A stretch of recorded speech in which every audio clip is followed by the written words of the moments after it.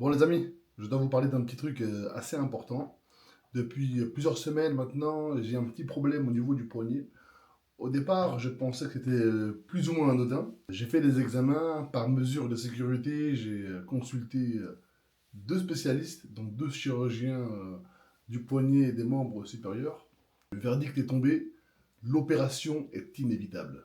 Alors, dans cette vidéo, je vais t'expliquer un peu quelles sont les solutions qui s'offrent à moi. On m'a proposé trois opérations différentes, donc je vais t'expliquer un peu quelles sont les trois opérations qu'on me conseille de faire. Tu verras effectivement dans cette nouvelle série que j'aurais aimé ne pas faire. Post-opératoire, comment se passe l'opération, après opération, qu'est-ce qu'ils vont me faire exactement, et comment derrière reprendre les compétitions, tout en gardant durant tout le long de cette série un mindset qui ne flanchit pas. Je pense que c'est la chose la plus importante.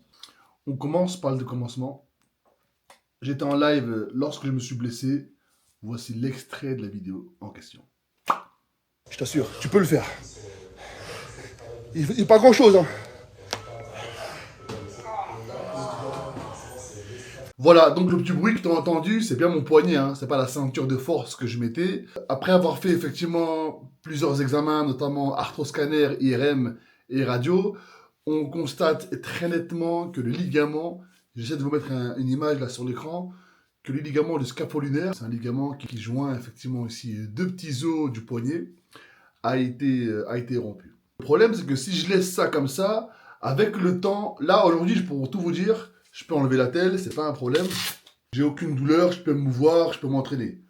Sauf que plus je fais de mouvements, plus les petits os s'écartent l'un de l'autre, et plus l'opération devient compliquée pour le chirurgien en question. Soit je laisse mon poignet comme ça, je continue à m'entraîner maintenant, mais j'aurai les répercussions dans 5-6 ans. Soit effectivement, je m'occupe de ça maintenant. Et moi qui effectivement vise le long terme, j'ai pas spécialement le choix. On va tout de suite au premier rendez-vous. Les amis, je sors de chez le chirurgien. Et ce qu'elle me dit, c'est pas que des mauvaises nouvelles.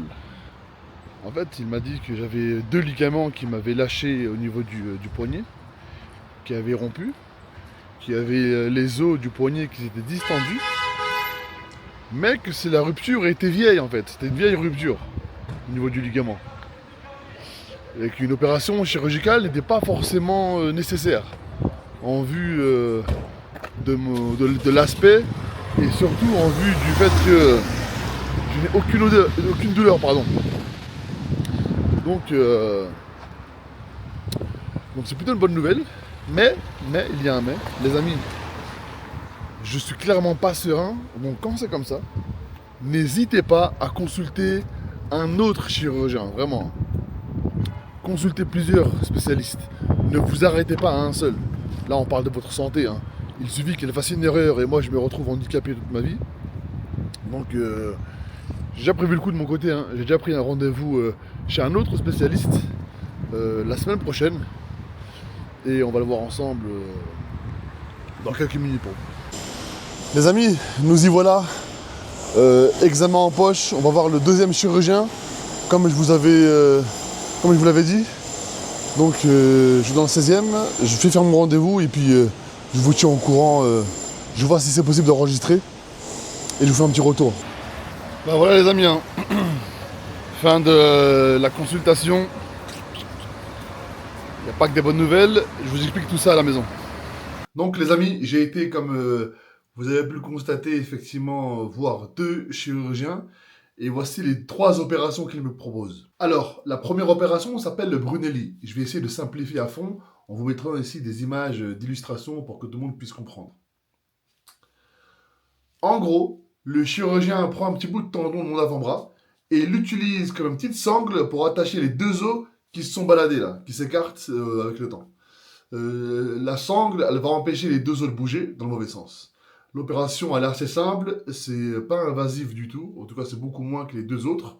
Le seul problème, c'est qu'effectivement, comme je fais beaucoup de sport et je pousse des charges assez lourdes, j'ai pas mal de contraintes au niveau du poignet, notamment avec de l'haltérophilie où tu as le poignet qui se balade effectivement ici en hyperextension.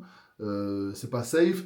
La réparation qu'elle va me faire va se détendre avec le temps et au final, je vais devoir me refaire opérer. Donc, clairement, c'est pas l'option la plus stratégique pour moi. L'option numéro 2, ligamentoplastie. Là, on met pas une sangle, le chirurgien il vient réparer effectivement le ligament, il vient recréer un autre ligament. Il le reconstruit effectivement, donc il reprend un tendon ici, au niveau de l'avant-bras, sur 12 cm.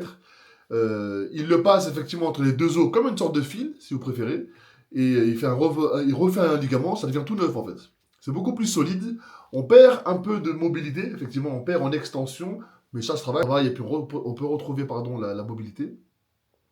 Et c'est l'option qui est la plus adaptée pour quelqu'un comme moi qui s'entraîne et qui cherche à performer dans de meilleures conditions. L'option numéro 3, la troisième option qui m'a été proposée, c'est une opération qui s'appelle la capsulodèse de Berger. Pour cette fois-ci, on va utiliser la capsule qui entoure votre poignet, l'arrière du poignet si vous préférez.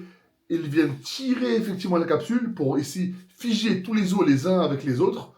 Le gros problème avec ça, c'est assez solide, c'est assez rigide, sauf que le problème avec ça, c'est que du coup, vous avez un poignet, bah ok, c'est solide, mais il bouge plus quoi. Il reste figé, un peu comme si j'avais une attelle. Vous voyez la telle que j'ai ici, bah c'est pareil, sauf que ma main, du coup, elle bouge plus. Et pour l'entraînement et pour ceux qui veulent encore faire du sport et bouger, se mouvoir, bah c'est complètement impossible. Là. Tout a été figé, a été soudé en quelque sorte ici, et clairement, c'est pas la solution qui se fera moi.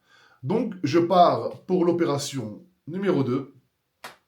On va préparer tout ça ensemble. Je vais préparer ici, vous allez voir les épisodes qui vont se suivre avec le temps, notamment la préparation effectivement à une opération, parce qu'on ne se présente pas à une opération comme ça, les mains dans les poches. Donc la préparation à l'opération et l'épisode derrière qui vont suivre. Voilà, j'espère que la vidéo t'a aidé à mieux comprendre ce qui m'arrive, notamment au niveau du poignet. Si tu as des questions, n'hésite pas à me les mettre en commentaire. Je lis tout et je réponds à tout le monde, vraiment, il n'y a aucun souci par rapport à ça. N'hésite pas à t'abonner, à partager, à liker. Et on se dit à très vite pour le prochain épisode. Ciao les amis.